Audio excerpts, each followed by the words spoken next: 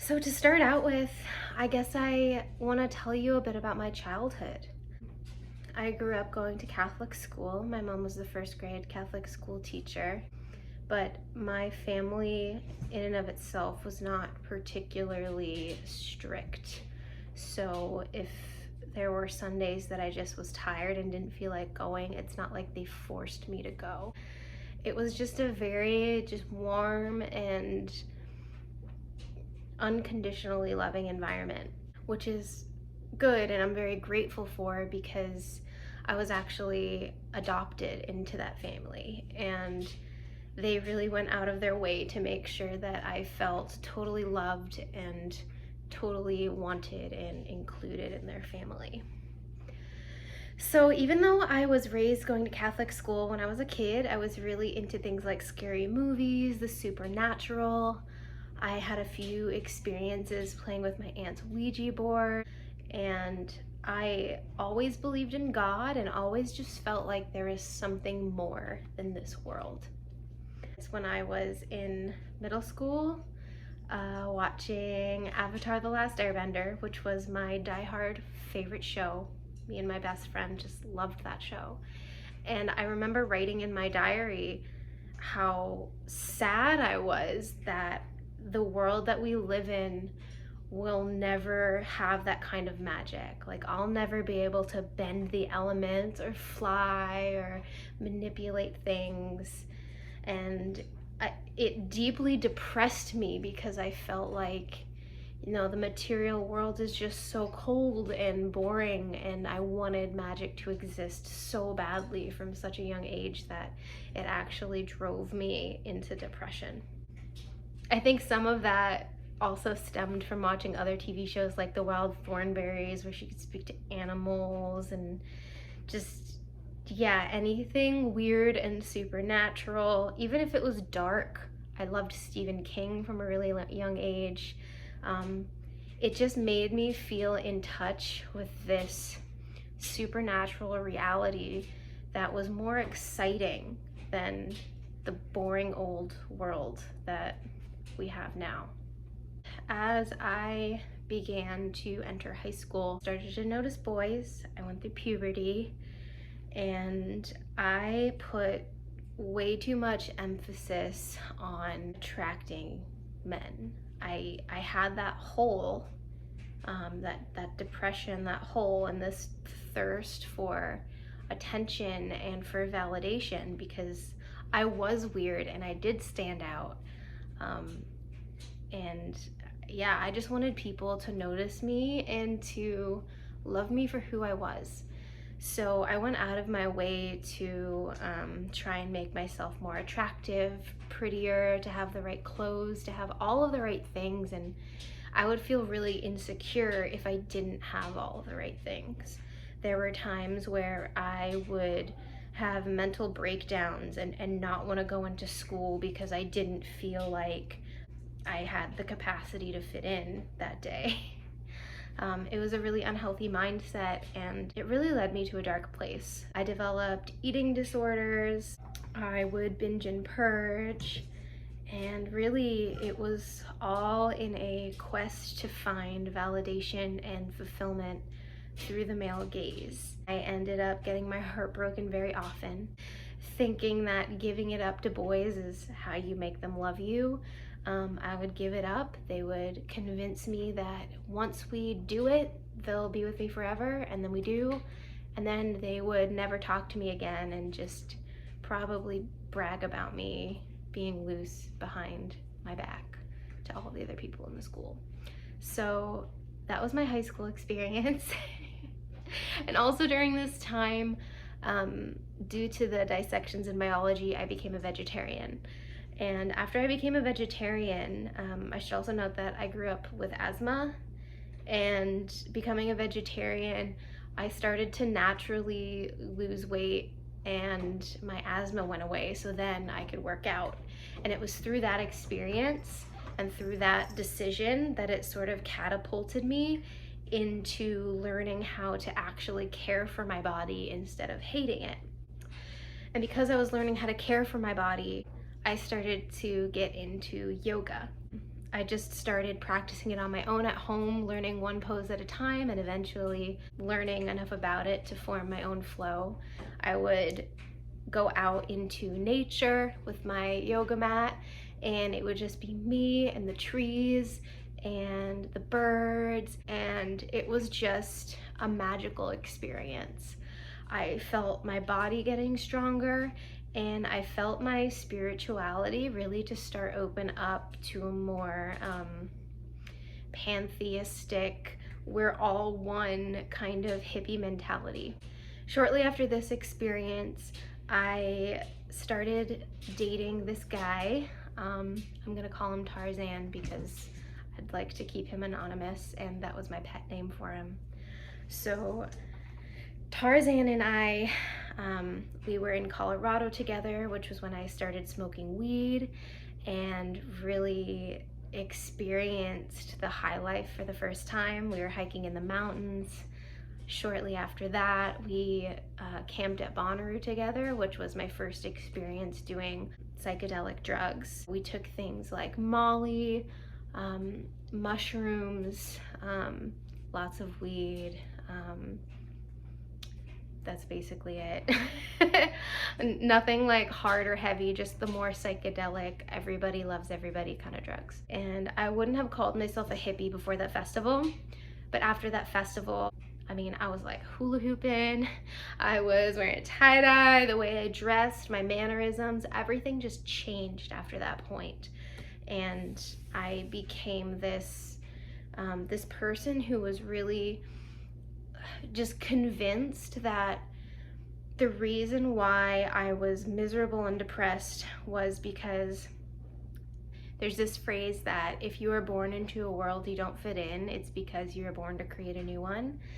And after experiencing those drugs and the spirituality that was coming to me through yoga, I really felt like I was on this quest to become like this medicine woman who would help bring the world to the next phase of its evolution, if that makes sense. There's kind of this idea in the New Age that there's this new earth and there are star seeds and special souls that we've reincarnated here because we're on a mission to help end the cycle of suffering in the world. And it's this whole thing, and it all for me just tied back into the fact that I never fit in.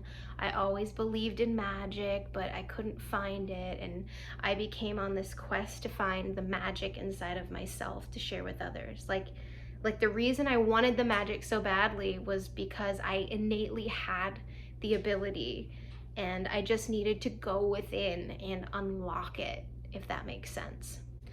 I even at one point moved to Hawaii, which is where I found Buddha yoga and was trained in it before I came home. And the thing about Buddha yoga that attracted me so much was all of the instructors were such powerful females, and they had this confidence that even though I had been practicing yoga, I still felt so insecure and unsure of my place in the world as a woman. I still very much felt like a child, like a little girl, like I hadn't figured out my purpose yet. And I didn't know how to be an adult. I didn't know how to move or speak with that fierce feminine confidence that I just felt like I needed. I became extremely addicted to booty. I got certified in it before I moved home.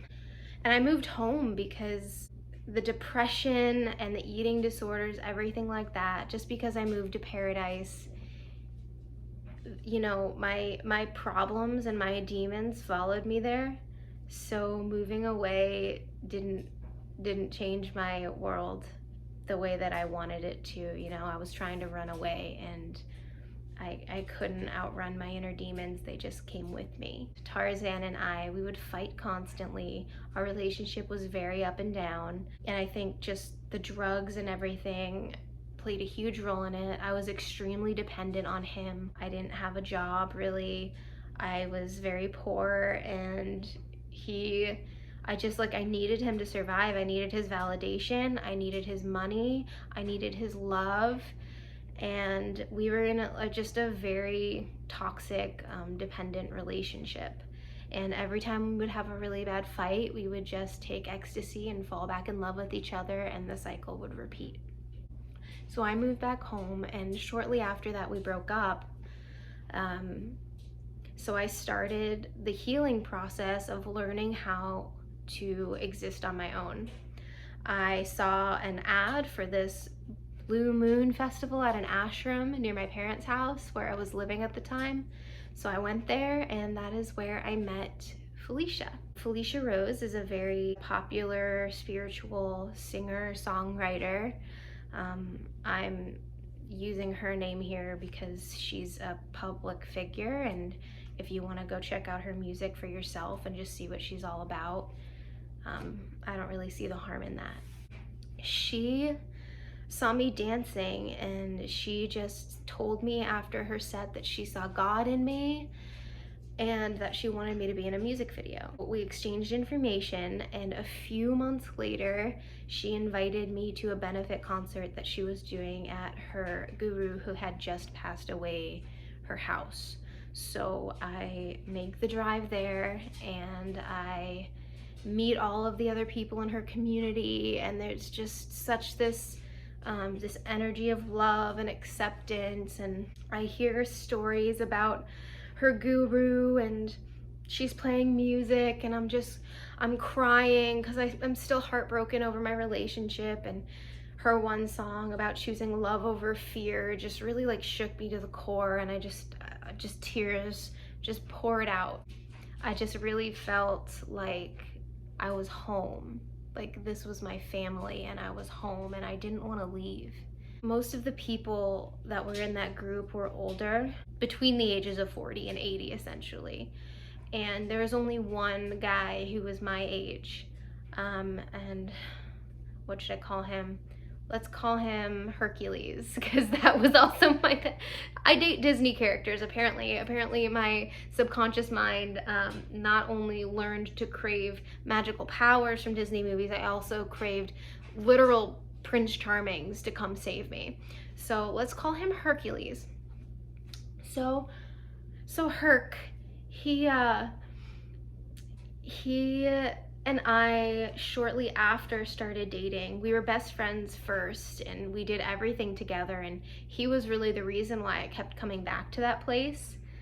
And the thing that really hooked me in was he would go through these really trippy spiritual experiences where he would be in a grocery store, and he just would totally trip out and get headaches and start to get dizzy, and he would have to leave, and I would be so helpless and frustrated because I didn't understand why it was happening, and I didn't feel like I could empathize with him because the spiritual practices that I were doing, they weren't causing me to feel like that. I very much believed at the time in like the law of attraction and manifesting and all of that stuff, and he just had his specific meditation path that his guru had taught him and the rest of the people, and outsiders couldn't understand. You had to really like integrate yourself into the community and become a member to be given the secrets of the practice.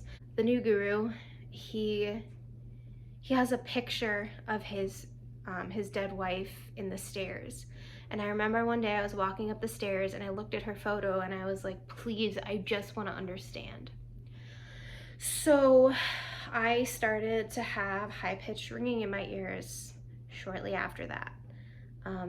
I started to just feel lightheaded, and I started having experiences that I couldn't explain. And when I reached out and I told people what was happening, it was suggested that I get initiated into the meditation path, and so I was. The initiation ceremony, there's no like white robes or candles, or like it wasn't like that. It was just me and Felicia and the guru sitting in a room on the floor.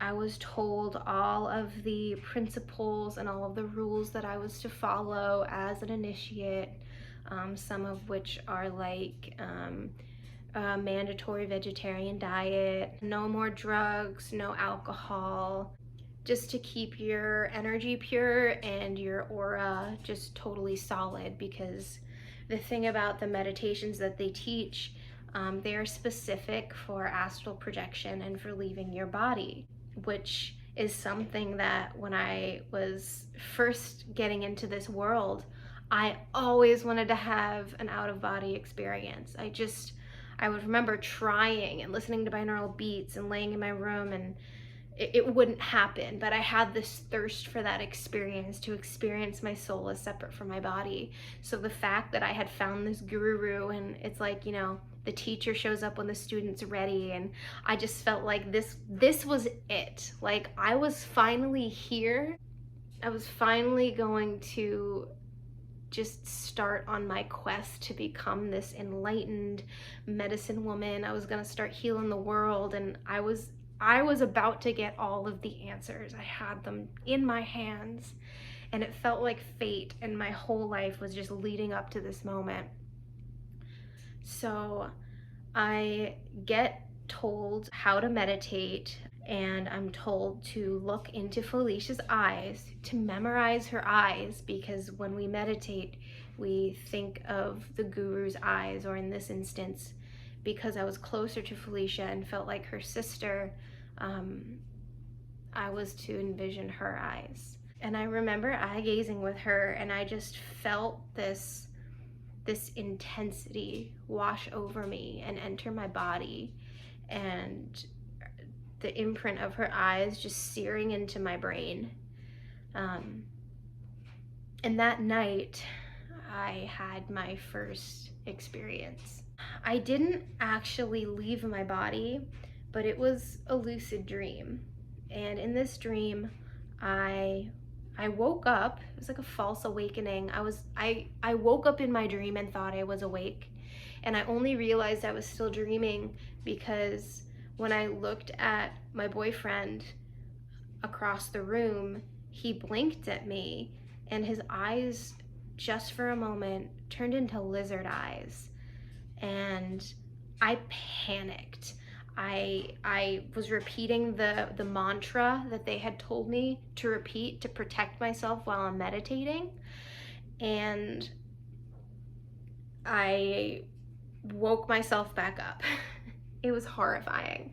The other thing about that, everything was like a mirror image, so it was the exact opposite of what the room actually looked like.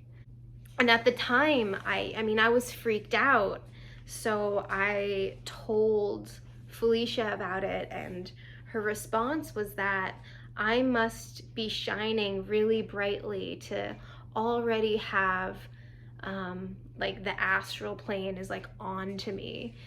They're attracted to my light, and the fact that I'm initiated, so they tell you to not give into fear, that they can't hurt you, those astral beings, that they're really just sad and they're stuck there, and they look for your light, almost as like when you die and you find the light and you want to go home. They're just so sad and devoid of love that they come to you.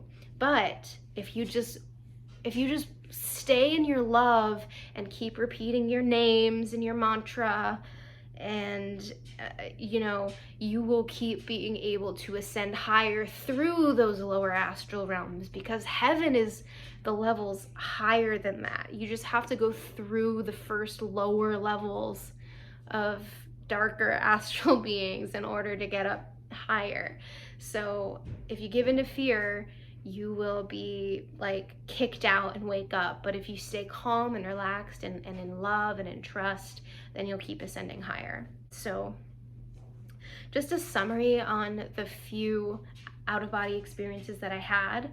I would only really have one like once a year, and I had no control over when they would happen.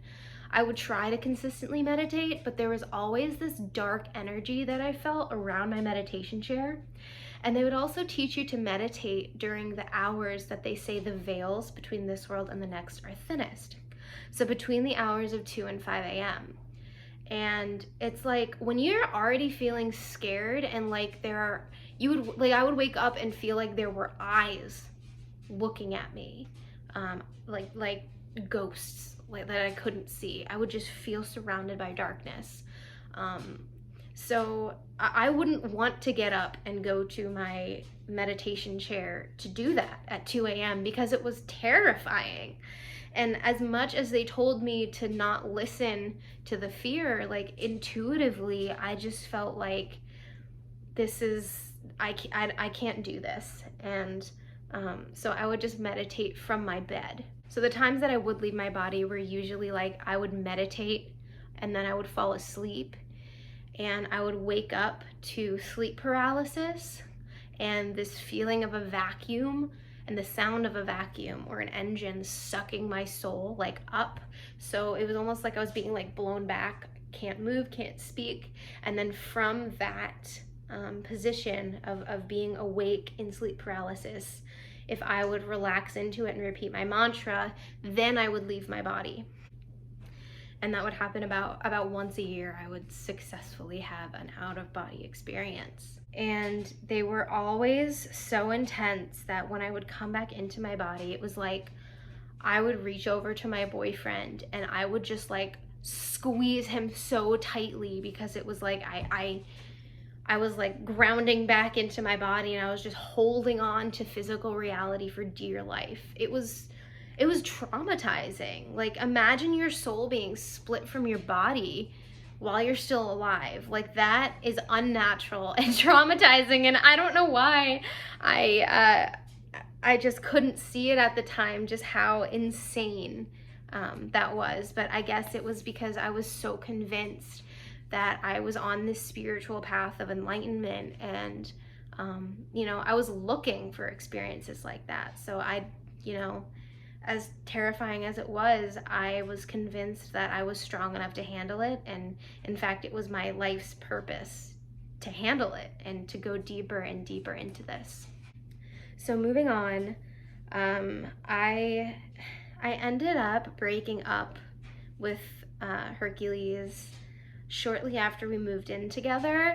And I'll tell you, this breakup, it was the hardest breakup that I had ever gone through because we were just so intertwined spiritually and emotionally.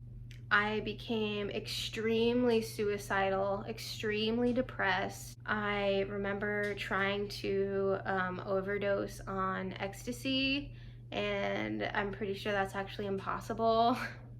But at the very least, it took my depression away for a little while. But I just got really, really low. And I was also in school for massage therapy when this happened, and it made it really difficult for me to complete the program. So a 6-month program for me actually turned into taking like a year and a half, almost 2 years to finish. It was actually through the massage therapy program that I found my way out of this path. And just a side note here, the depression, the anxiety, the eating disorders, the things that I had dealt with when I was a teenager, that I got into yoga in the first place to heal. Even though there were times where I felt high and blissful and just really, really good, for every high, I still experienced a low. I was very dysfunctional. I couldn't hold down a job for very long. I was very unreliable because I would just get derailed, if not by my anxiety and my depression, then I would be derailed spiritually. Remember how I mentioned that Hercules would get dizzy in a grocery store? Well, that kind of thing would happen to me. And it's not like I can tell my employer or my teacher that, I'm just having a very ungrounded day, so I can't come to work or I can't come to school. So I felt even more isolated, and even more like even my new age friends couldn't understand what I was going through because they weren't experiencing the things that I was experiencing. They couldn't possibly understand me. So I increasingly just felt like I had a very limited place of fitting in the world. And without this boyfriend in my life anymore, like, what was I gonna do? I was so alone. I had no one else my age to relate to. So I started, even though it was against the vows that I took, I started like microdosing mushrooms and just experimenting with things like that that I thought might help my mental illnesses. I was seeing a therapist at the time, just diving into my adoption and growing up and just trying to get to the root of my mental illnesses. And I mean, even with him, I didn't feel like I could really confide all of the spiritual stuff. One, because how do you explain that to a normal person without sounding crazy? And two, because some of it was kind of like a private secret thing that you weren't supposed to share. It was very like almost cultish in that only the members of it or people sincerely interested in being involved were allowed to come to the gatherings. I think just to keep the energy in a safe container, so that everybody does kind of feel safe, because you can seem crazy to the outside world, but it just kind of makes it really difficult to see the truth of what you're doing when you don't allow other people to scrutinize your practice. You put yourself in this bubble where you think this way is the only way, and you don't actually have the perspective to see all of the places where you're actually deteriorating and falling apart. So I was very isolated and depressed, and all of these things that I had been trying for 10 years to escape from just kept coming back and destroying my life and derailing all of my goals and aspirations. And I would just think it's karma. And when you believe in karma, it's like you almost feel, not even almost, you do feel helpless, because if something goes wrong, well, that was my past life. Or I'm poor because of in my past life I must have done something wrong to deserve being poor in this life. I'll never make enough money, or I'll never be successful, or I'll never be this, because of things that I can't remember from a past life. Or even if I'm just gonna be reborn maybe and do it all over again, or if this reality is an illusion, if it's Maya, like they say, then why does it matter if I ever play piano again? Why does it matter if I ever just graduate from school or do this or do that? Because if there's a karmic cycle working its way out, then it doesn't really matter what I do. It'll all just work out without me. Like, you really start to feel like you don't matter, because according to karma and the impersonal God of oneness, where we are all one, if we're all one, then I as an individual don't matter. So it really increased my depression. And man, when I finally finished massage school, I had to jump through so many hoops to get that license. I started working at this place that at the time I thought was the ideal place to work. It was a woman-run business. It was small. It was just her and another girl. There were crystals everywhere. It was like Buddha statues. She sold like chakra jewelry, different crystal stones. She had essential oils. She did Reiki. She was like the whole just goddess massage therapy, like medicine woman deal. And at the same time though, this other path that I was on, they actually taught against Reiki, just because being an initiate, we're so sensitive to energy that if we were to do things like Reiki, it could really just hurt us more than it could hurt the average person. So while I'm massaging, even without the Reiki, and throughout school and all of the clients that I've practiced on, I would always just get really exhausted after a massage. Even if I was saying the mantras and trying to use like not my own energy, they always say to like use universal energy or God energy or whatever to work on your clients, so that you don't drain yourself, so that you're pulling from energy that's outside of you and you're just a channel for it. Even though I was really trying to do that, I would give 1 or 2 massages, and this isn't an exaggeration, I would come home and I wouldn't be able to move. I couldn't take care of any of the responsibilities that I needed to take care of. You know, there's things that I need to do in my personal life that I just physically could not do after I would give massages. Even if I would go in with the mindset that everything's gonna be okay today, I would still come home and this would happen. So it wasn't just like I was thinking negatively, or it was a self-fulfilling prophecy, or any of the other suggestions that my friends had given to me. It was like, no, this is really happening and there's nothing I can do to prevent it. For the 2 short weeks that I worked there, I doubled down on yoga. I was doing yoga before and I was doing yoga after. I was just determined to do whatever it took to not feel that way after I give massage. And eventually what happened was I was convinced that maybe Reiki, maybe I was avoiding it, but maybe that's the missing link to what I needed, because I was being told by multiple sources that Reiki was the thing that helped them with what I was struggling with. So I started doing research on Reiki, and me being the skeptical person that I was, I just felt like something about Reiki was off. It just didn't feel right to me. So I was doing research on it, and I was specifically trying to look up people who were talking about the negative aspects of Reiki. Like, is Reiki evil?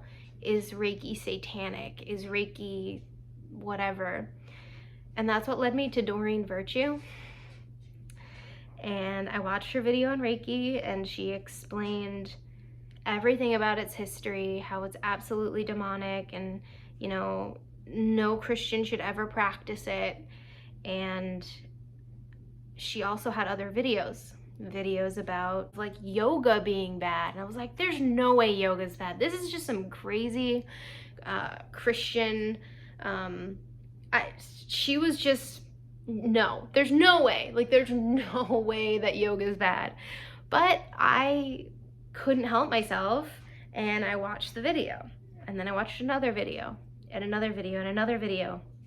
And eventually I started watching Stephen Bancar's video, and it was his video, while I'm in this rabbit hole, that made me look up at a tapestry I had hanging on my wall. It was the Sun Tarot card. And before my eyes, the sun turned into Satan. And I had this moment of panic as the veils dropped from my eyes, and I just saw that my whole apartment and my life and my body, everything that I had and was doing was to the benefit of Satan. Like, my home was his home. It was a temple for him. I started purging everything from my house because I was terrified.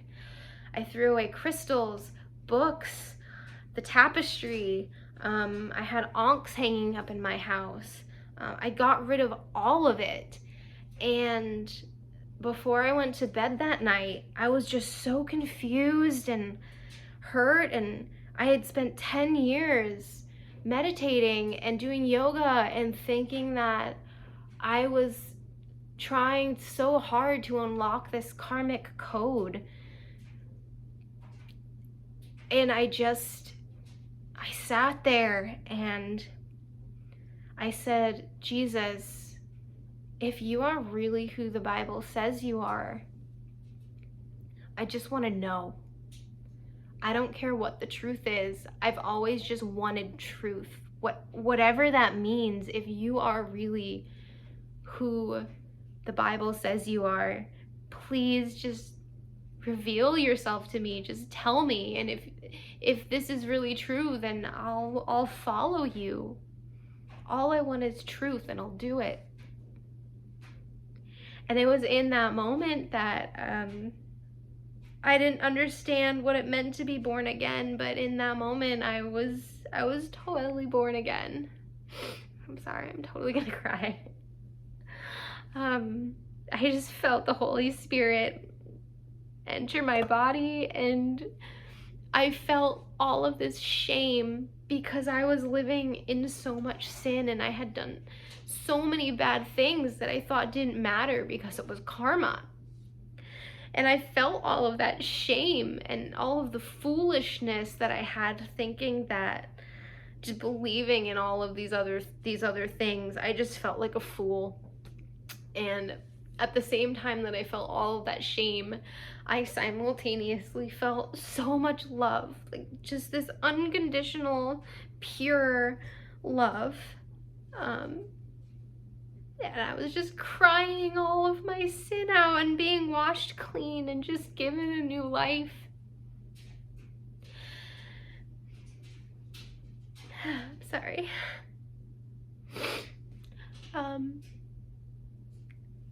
So after I had that moment of awakening, I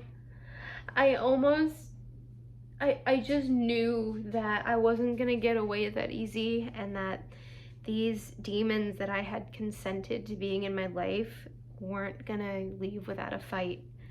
So I went to bed, and I downloaded the Bible app.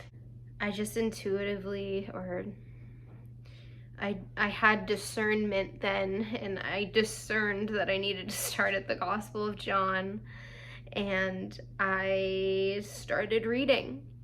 And around 2 a.m. during the meditation thinning of the veils, I was attacked.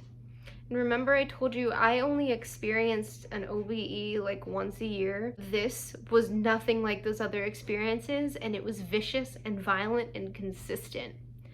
I was held down on my bed. I was paralyzed. I was awake. I couldn't talk. I couldn't move.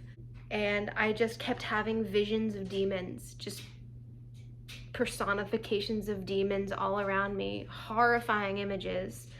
Sometimes I would see really innocent images of my friends and family, and then before my eyes, like their face would melt or their eyes would pop out and they'd get all grotesque, and just that happened for about 3 hours that night.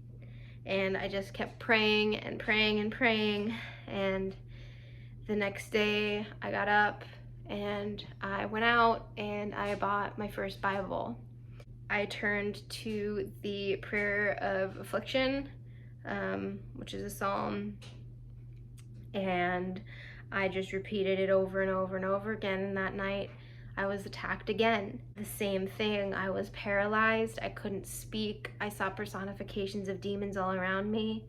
Also, the ringing in the ears, and just, I felt like my soul, I was being sucked out of my body and then thrown back in like a yo-yo, just in, out, in, out, in, out, as I was resisting this attack, because I didn't want to leave my body. I wanted Jesus, and I wasn't gonna let them have me. Now that I knew what they were, I was not gonna let that experience take place ever again.